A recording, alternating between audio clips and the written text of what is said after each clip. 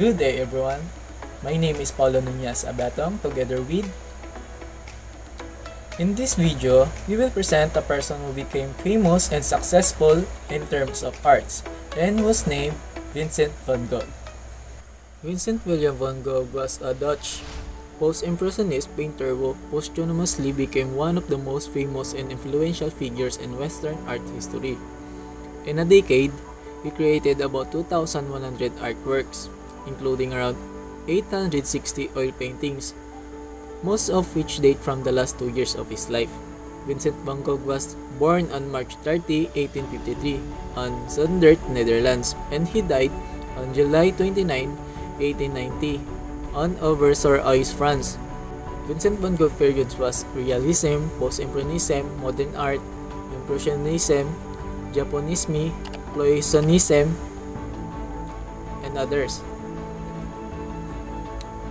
Vincent van Gogh have a movie that entitled Van Gogh Painted with Words, and Vincent van Gogh have 5 siblings, whose name Theo van Gogh, Elizabeth Huberta du Vesna van Gogh, Will van Gogh, Cor van Gogh, and his parents was named Anna Carbentus van Gogh, Theodoros van Gogh.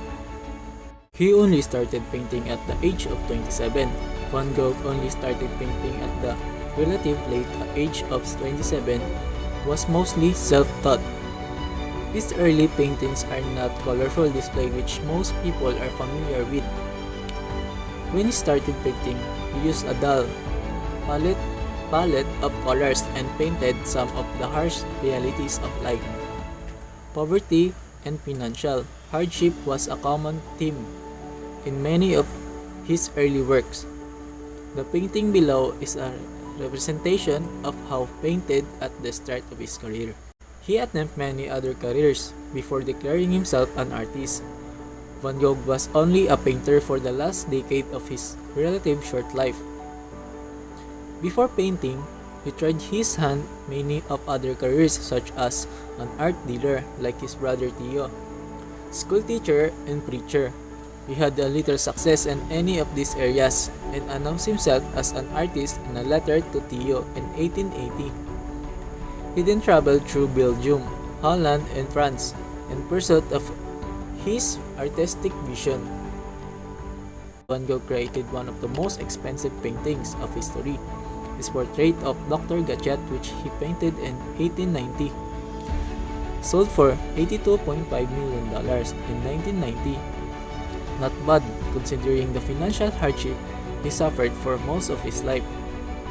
He was troubled by illness. Van Gogh was troubled by mental illness for most of his life. He spent time in psychiatric hospital including a period of St. Mary. Van Gogh cut his own ear. There are many theories surrounding the Van Gogh ear cutting incident. One of the popular theories is that Van Gogh took a razor to his left ear and partially severed it after getting into a fight with fellow artist Paul Gauguin.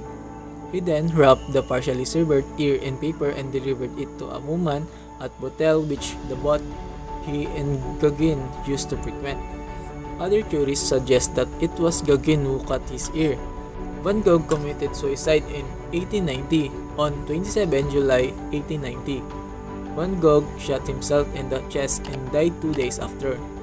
It is thought that shooting took place in the wet field where he had been painting. After the shooting, he managed to walk back to his residence at Auberge-Vaux where he was treated by 2 doctors. However, he eventually passed away as a result of infection. According to his brother Theo, his last words were "La tristesse durera toujours," meaning the sadness will last forever.